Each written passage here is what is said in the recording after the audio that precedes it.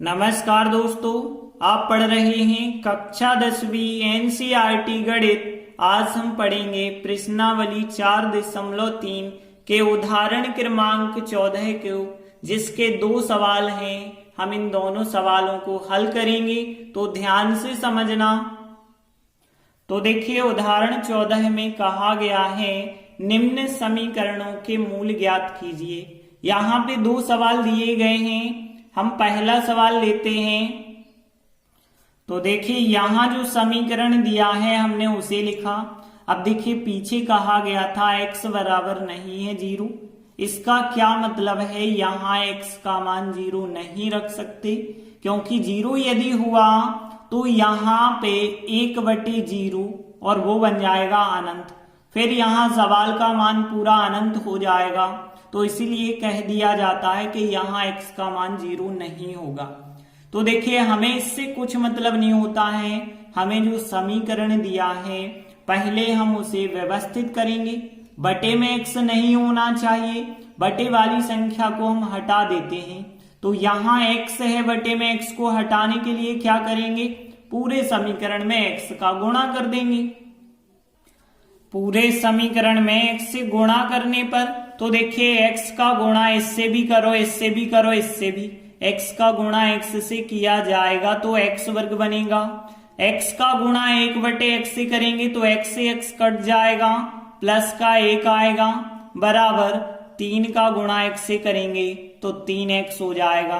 अब देखिए, सबको हम एक तरफ लिखते हैं और क्रम से, तो x वर्ग, और इसके बाद 1 को ना लिख के 3x को लिखें। लेकिन 3x तो इस तरफ ऋण के हो जाएंगे पक्षांतर करने पर। 1 का 1 ही हमने लिखा, बराबर 0। तो देखिए, ये बन गया एक द्विघात समीकरण। अब आपको ध्यान रखना, ऐसे सवालों में ज्यादातर हमें द्विघात सूत्र का प्रयोग करना होगा। और द्विघात सूत्र में सबसे पहले हम द्विघात समीकरण की तुलना इससे करते हैं ताकि एबीसी के मान मिल जाएं। फिर मूल ज्ञात करने का मतलब x का मान ज्ञात करने का फार्मूला लगाते हैं। तो देखिए, हम इस द्विघात समीकरण की तुलना ax वर्ग प्लस bx प्लस c बराबर 0 से करते हैं। तो ax वर्ग की तुलना x वर्ग से। a का मान यहाँ पे जो अंक होगा वो माना जाएगा। यहाँ कुछ नहीं लिखा तो 1 माना जाएगा, तो a का मान 1 और b का मान यहाँ -3 हो जाएगा। c का मान यहाँ प्लस का 1 हो जाएगा। अतः द्विघात सूत्र से मूल x बराबर जो फार्मूला होता है वो लिखा। अब हम इसमें एबीसी के मान रख देंगे। तो x बराबर, ध्यान देना, माइनस फिर b, तो माइनस और फिर b का मान -3, फिर प्लस माइनस है, फिर करनी के अंदर b वर्ग मतलब -3 का वर्ग हो जाएगा, फिर -4। a का मान कितना है? 1 है, 1 लिखा। c का मान प्लस का 1 है, प्लस का 1 लिखा। अब देखिए, बटे में क्या लिखना है? 2a, तो 2, और a का मान कितना है? 1 है। तो इस प्रकार से मान रखिए। अब आगे ध्यान देना, माइनस और माइनस तो प्लस के 3 हो गए, प्लस माइनस, और फिर यहाँ -3 का वर्ग 9 हो गया, -4 एकम 4 एकम 4 हो गया। और नीचे यदि हम देखें तो 2 का 1 से गुणा किया तो 2 एकम 2, तो ये आया x का मान। और आगे सॉल्व करेंगे तो x बराबर 3 का तो 3 लिखा, प्लस माइनस, अब 9 में से 4 घटाए 5 और बटे 2 चल रहा है, 2 का 2 लिखा।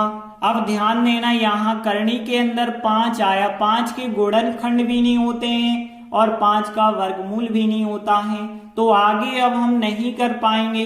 बस एक बार धन चिन्ह लेंगे और एक बार ऋण चिन्ह लेंगे।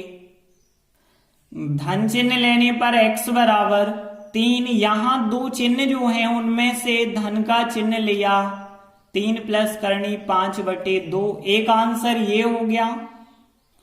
अब हम ऋण चिन्ह लेंगे तो x बराबर, यहाँ पे 2 चिन्ह जो हैं उसमें से ऋण लेना, 3 माइनस करनी 5/2, एक आंसर ये हो गया। यही कहलाते हैं समीकरण के मूल। अतः दिए गए समीकरण के मूल यह और यह हैं। इस प्रकार से पहला सवाल कंप्लीट हुआ। आगे देखते हैं दूसरा सवाल है। तो तो देखिए यहाँ समीकरण जो दिया है सबसे पहले हमने उसे लिखा। अब देखिए पीछे जो कहा गया है x का मान 0 नहीं है, x का मान 2 भी नहीं है, मतलब यहाँ पे यदि x का मान 0 होगा तो बटे में 0 होगा तो अनंत बन जाएगा। यहाँ 2 रखेंगे प्लस का तो +2 -2 कट गए 0, और 0 बटे में नहीं होना चाहिए, इस वजह से कह देते हैं कि x का मान यहाँ 0 नहीं हो सकता और 2 भी नहीं हो सकता। हमें इससे कुछ मतलब नहीं है, हमें अपने इस समीकरण से मतलब है। लेकिन हम देख रहे हैं बटे में x भी है और बटे में x -2 भी है, तो इन दोनों को हटाना पड़ेगा। तो x का गुणा भी पूरे समीकरण में करेंगे और x -2 का भी पूरे समीकरण में गुणा कर देंगे। तो देखिए हमने लिखा x और x -2 का गुणा पूरे समीकरण में करने पर, तो इसका गुणा हम इससे भी करेंगे, इसका गुणा इससे भी करेंगे और इसका गुणा इससे भी करेंगे। 1/x से यदि इसका गुणा होगा तो x से x कट जाएगा, x -2 का गुणा 1 से किया तो x -2, और फिर यहाँ पे जो माइनस चिन्ह है वो माइनस लिखा।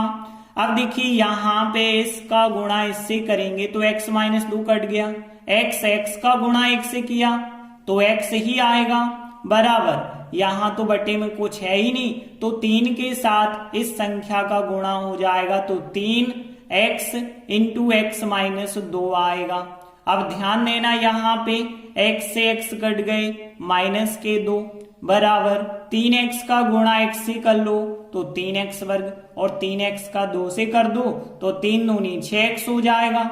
अब देखिए यहाँ पे x वर्ग वाले पद उस तरफ हैं तो -2 को हम उस तरफ ले जाएं, और -2 को जब उस तरफ ले जाएंगे तो 3x वर्ग -6x -2 बन गए +2। अब देखिए बराबर 0, चाहे हम इस तरफ लिखें या इस तरफ लिखें एक ही बात है। तो इस प्रकार से ये बन गया द्विघात समीकरण। अब हम इसे द्विघात सूत्र से हल करेंगे, तो सबसे पहले तो इसकी तुलना करनी होगी।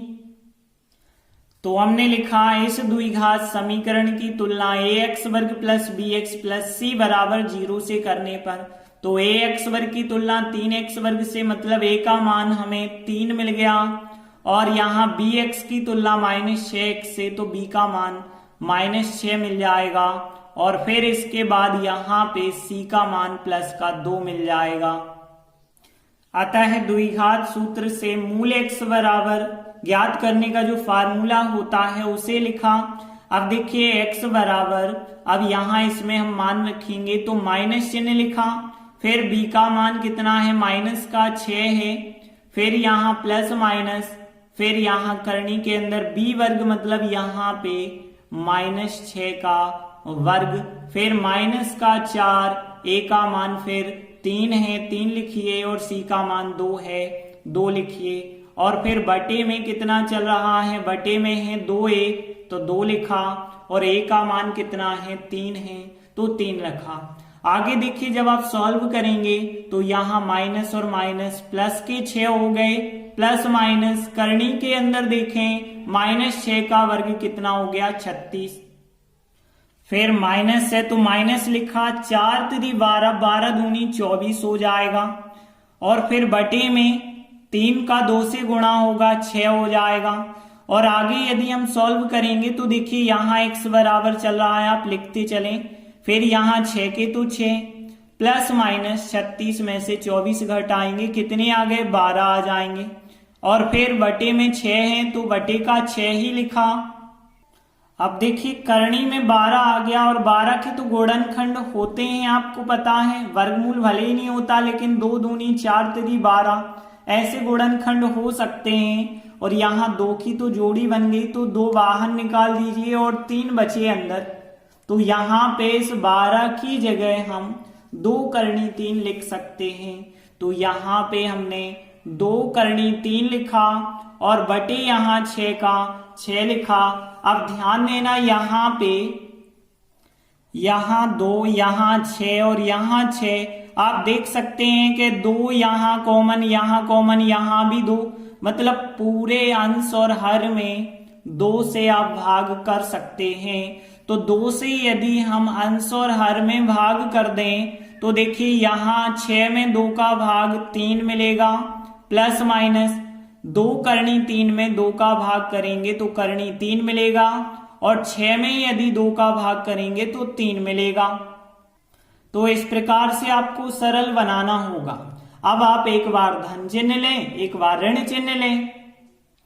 तो धन चिन्ह लेने पर x बराबर यहां 2 चिन्ह हैं, इसमें से धन ले लिया जाए तो 3 प्लस करनी 3 बटे 3, एक तो आंसर ये हो जाएगा। माइनस चिन्ह लेने पर x बराबर 3, यहां आप माइनस ले लेंगे तो 3 माइनस करनी 3 बटे 3, एक आंसर ये हो जाएगा। और ये दोनों कहलाते हैं समीकरण के मूल। तो देखिए हमने लिखा आता है दिए गए समीकरण के मूल यह और यह हैं। इस प्रकार से इसका सेकंड सवाल भी कंप्लीट हुआ। धन्यवाद।